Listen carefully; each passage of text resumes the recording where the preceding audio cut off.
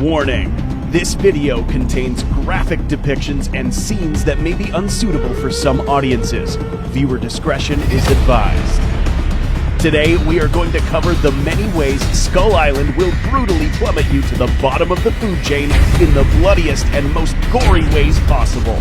This video contains some pretty distasteful content, so if you happen to have a weak stomach, we recommend you don't eat any red pasta while you're watching this video. If this is your first time watching our content, we would be thrilled if you could join us by hitting that subscribe button and ringing that bell. Still here? Great! Now to the 10 horrible ways you could brutally die in Skull Island. 1. Death from above. Skull Island's array of wildlife evolved in such a way that even some of the smallest creatures posed a fatal threat. The leafwings are the perfect example. Armed with a serrated bone trunk, this camouflaged animal could plummet from high altitudes into its unsuspecting victim. So let's get to the gory details. We have evidence that the leafwings could in fact sever human limbs. It is likely that these animals had an understanding of the anatomy of their prey, as they knew exactly where to strike in order to disable them and prevent them from running away or fighting back. The serrated edges on their trunks could have caused increased trauma to flesh, thus leading to an abundant amount of blood loss and certain death. 2. Zapped to death. If you thought the leafwings were horrible already, meet the psycho vulture. A close biological relative to the leafwing, but with evolutionary adaptations to not need camouflage and light receptors in their eyes. Its thermal vision allows it to exclusively locate potential prey. In this case, humans. If this wasn't freaky enough, these animals live up to their name by voluntarily ingesting a type of poisonous pufferfish which drives them on a barbaric craze to kill. To make matters even worse, the graphic novel Skull Island: Birth of Kong suggests that these animals were capable of aiming electric beams from their mouths onto any target. If this was aimed at a human, the electrical current would be enough to cause extremely painful and disabling muscle contractions and ventricular fibrillation, which could cause immediate death. This is without mentioning the horrible second-degree burns. As horrible as this sounds, you would be lucky if it ends here, as the psycho vultures would most likely gore into you once they get close enough. 3. Strangled and digested alive.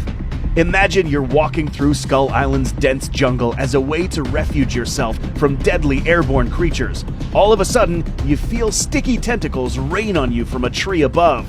This is not an octopus. You have just walked into the trap of a vine strangler, a species of flora-fauna that feed primarily on things like you. But how did you get into this sticky situation in the first place? While you were walking through the jungle, your footsteps caused vibrations on the ground, which triggered the roots of the vine strangler. This animal-plant hybrid then dropped its many tentacles on you and roped you up into its wide-open belly, where you will be digested alive for a whopping 72 hours. Let's talk about this horrifying experience. In the real, non-fictional world, the Venus flytrap will capture insects in a similar way, of course, without the tentacles. Once trapped, the fly would then be slowly digested by special enzymes secreted by the Venus trap. Our vine strangler here would very likely function in a similar way, except more gruesome. As you are trapped inside, the vine strangler will secrete enough enzymes to first dissolve your outer layer of skin, including your eyelids. Keep in mind that you are still alive at this stage. The enzymes would then proceed to consume through muscle tissue, and eventually, throughout the second day, your organs. At this point, you're probably dead. Most people, however, would have died of shock before the enzymes reached the muscle tissue. After the third day, all that remains is a husk, or in our case, a pile of slimy skeletons. 4. Crunched to death. If you are someone who is afraid of encountering big cats or sharks, this might just be your worst nightmare. The death jackal is known to be one of the most hyper-aggressive and, in these terms, one of the most hyper-brutal animals in Skull Island. Monarch's superspecies profile claims that this animal has the agility of a leopard and is armed with the bite of the great white shark. And if this wasn't bad enough, they come in packs. Let's talk about how fast this bite can kill. A great white shark can bite down with a force of 4,000 psi. To crunch through a human ribcage, the death jackal would only require a mediocre bite of 742 psi, just to flatten your upper torso. In the graphic novel Skull Island: Birth of Kong, we witnessed Helen Karsten, a survival expert, be the first to get torn to shreds by these ferocious animals in a matter of seconds. But even the death jackal pales in comparison against the next terrifying killer. 5. Slurped alive. Skip this section if spiders terrify you. In Skull Island, there crawls a gargantuan insect that literally skewers its prey from above. Meet the mother longlegs. This towering spider can grow up to 23 feet in height, though film and graphic novel depictions portray it as even larger. If you ever happen to run into a bamboo forest, make sure to look up. Now to the gory details. Once the mother longlegs manages to impale you, it would not comfort you to know that you will not die immediately. On the contrary, you are about to experience an excruciatingly painful death. Believe it or not, this unfortunate fella was actually still conscious for a couple of seconds, while witnessing the monstrosity that consumed him as his intestines were rapidly siphoned through the spider's long legs. To get into more detail, the spider's leg pierced through this individual's throat, which made him incapable of breathing or screaming, and it most likely damaged his spinal cord, which paralyzed him immediately. In addition to that, the spider's legs are equipped with orifices that siphon the victim's juices and intestines up the long shaft, leading to the creature's stomach. We aren't finished with the mother longlegs just yet. If you happen to be directly under the spider, expect to be covered in sticky tendrils, which are dropped directly from the spider's open stomach. Like the vine strangler, these tendrils will lift you up into a slimy grave, sentencing you to a slow, agonizing death. Skull Island monsters seem to have a thing for leaving nasty leftovers. The next creature, however, leaves behind something more exotic. 6. Get stick-bugged. There is only one place on the planet where even trees themselves would like to eat you. Skull Island is home to the largest stick-bug that has ever walked the Earth. The spore mantis is actually a large, slug-like parasite encased in a redwood-sized tree trunk. This giant slug, however, is equipped with bone-crunching mandibles. If you ever happen to make the spore mantis angry enough to eat you, getting crunched to bits will be the less humiliating part. Once your remains are inside the parasite, its protein-rich sap will encase you in an exquisite crystalline amber, revealing your crystal-clear remains to the outside world once again. In the 2017 film Kong Skull Island, Jack Chapman bumped into a spore mantis that was not as large as the ones described in Monarch's superspecies profiles, meaning that this creature was very likely a juvenile. Had it been as large as its other comrades, Jack would have probably been killed by the stick bug instead. 7. Chewed to death. Swamps have been the perfect brewing pot for evolution to take its notoriously dark and twisted turns. To the unsuspecting eye, these harmless plants seem to be simple swamp trees, but what lies beneath is perhaps one of the most terrifying ways to die on this island. Swamp locusts use their tree-like legs as camouflage to make themselves indistinguishable from the surrounding vegetation. The real terror is found inside that lamprey-like mouth, which is home to many sharp, backwards-facing teeth. In the real world, these teeth are similar to the Congo's Goliath tigerfish, which are built to grip onto prey while inflicting outstanding amounts of trauma. Once you find yourself unlucky enough to be inside its mouth, you still have a lot more to endure. The swamp locust's tooth-infested gastrointestinal tract is a single continuous chamber that makes up almost its entire body. The backward-facing teeth will make it simply impossible to even think about escape. Getting punctured and chewed from all angles would cause any unfortunate individual to suffer a rather quick but most grotesque death. 8. Floating Caves of Doom. Let's pretend that for whatever reason, you managed to escape the swamp locust and found refuge on a nearby patch of floating land. You enter a cave in hopes that the danger had already passed.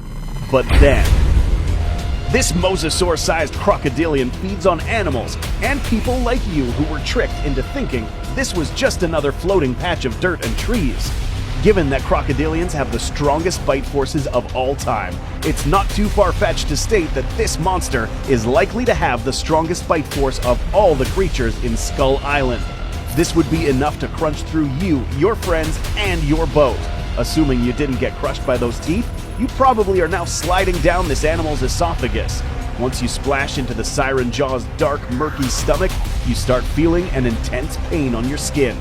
You are now being showered and digested by the crocodile's extremely corrosive digestive acids. Crocodilians in the real world stimulate their digestive process thanks to deoxygenated blood that is directed to the stomach. This blood is rich in acidic carbon dioxide, which stimulates the production of the most acidic stomach acid known in nature, capable of dissolving flesh and bones in record time. Consequently, crocodiles are known to secrete stomach acid 10 times faster than any other animal. What does this mean for you? Since you are now in the most corrosive and acidic environment on the planet, you can expect to be turned into a bloody sludge in a matter of moments. But could being showered by acid hurt more than being boiled to death?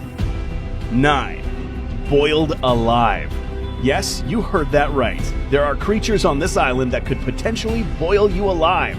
But before making it into the boiling pot, you first have to get caught by one of these. The Meyer squid is a giant cephalopod found in Skull Island that resembles a hybrid between the Pacific giant octopus and a squid. Your trip to the boiling pot could begin in one of two areas. Number 1, it wouldn't take much effort for the squid to catch you with its 10 tentacles.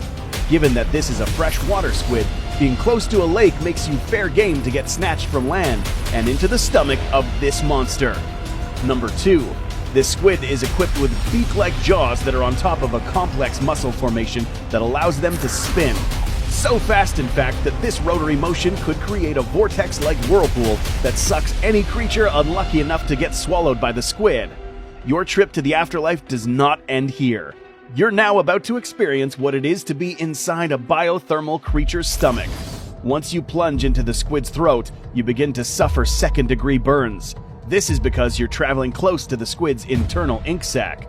This ink is used as a defense mechanism to burn any potential predators alive. If you haven't died on your way to the creature's stomach, here you will. At this point, besides being dissolved by digestive acids, you are suffering from severe third-degree burns. At this point, you don't feel any pain at all. You're fortunate that it's now over. 10. Shredded to death. In Kong's Skull Island, Jack suffered possibly one of the most brutal ways to die in the Monsterverse. Contrary to what you may think, getting eaten by one of the larger skull crawlers would be better than most of the deaths discussed previously. But getting killed by a juvenile skull crawler would be far worse. The first reason why this would hurt more is simply because juvenile skull crawlers have a denser concentration of backward-facing teeth than the adult specimens. If you were to get eaten by an adult, you would simply get swallowed whole. But being eaten by a juvenile means you get brutally chewed and then swallowed. Oh, shit. Getting clamped on by a juvenile skull crawler means that any maneuver trying to escape this creature will possibly cause more damage, as these backward-facing teeth are constantly puncturing areas like your arms, legs, and upper torso. This high concentration of teeth also means that they will likely strike an artery in any of these areas, leading to severe blood loss and imminent death. To put this into perspective, getting eaten by a juvenile skullcrawler is similar to being placed on an Iron Maiden while having the doors slammed shut on you many times over and over again. After seeing the many horrifying ways you could die in Skull Island, do you think that you could survive living in the most dangerous biome of all time? Tell us how you would avoid getting killed in the comments. If you are really interested in putting your survival skills and island knowledge to the test, make sure to take our quiz to see if you have the knowledge it takes to survive. We hope you enjoyed our video, so if you want to see more, make sure you like and subscribe. Thanks again for watching, and we'll see you in the next video.